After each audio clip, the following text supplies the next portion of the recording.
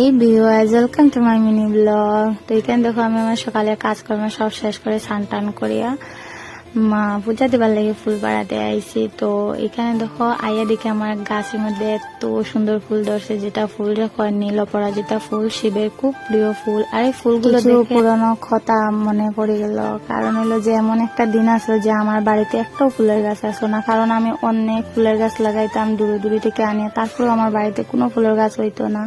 কারণ যে আমাদের উঠান এত শক্ত আসলো আর একদম চাপড় আসলো আমরা উঠান নিচা, আর এই নিচার মধ্যে কিছু লাগাইলে হতো না। যদিও একটা দুইটা গাছ হয়ে যেত, কিন্তু ছাগল করে সব কিছু খাইলে হইতো। আর আমার একটু দুঃখ লাগতো, আমি খানতাম। তো এরকমই তো, যে আমি পূজা দেওয়ার লাগে বেশিরভাগ সোমবার আর বৃহস্পতিবারে অন্যের বাড়িতে গিয়ে ফুল আনতাম। আর আমি সবসময় এমন ফুল আনতাম যেগুলা সকালে ধরে আর বিকালে নষ্ট হয়ে যায়। জবা ফুল এরকম আর কি থাকে না, চন্দন জবা, এগুলা ফুল আনতাম। আর বেশি আনতাম না, টুকটাক আনতাম। যার বাড়িতে বেশি ফুল থাকতো তার বাড়িতে গিয়ে আনতাম। আর আমার লজ্জা লাগতো, তারপরেও ভগবানের দেখো পূজা দেবার সময় যদি ফুল না হয় তো একদম ভালো লাগে না।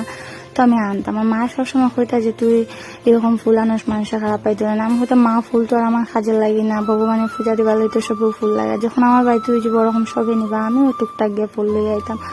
তো আমি আস্তে আস্তে বুঝতে পারছি যে আমার এরকম ফুল আনাটা মানুষের বেশি ভালো লাগে না। ডাইরেক্ট বলো আর ইনডাইরেক্ট বলার সময় আর কি বুঝতাম যে তারা খারাপ লাগে, তারা বাড়ি সুন্দরের লাগে আর কি ফুল রাখছেন এরকম কইতাতে।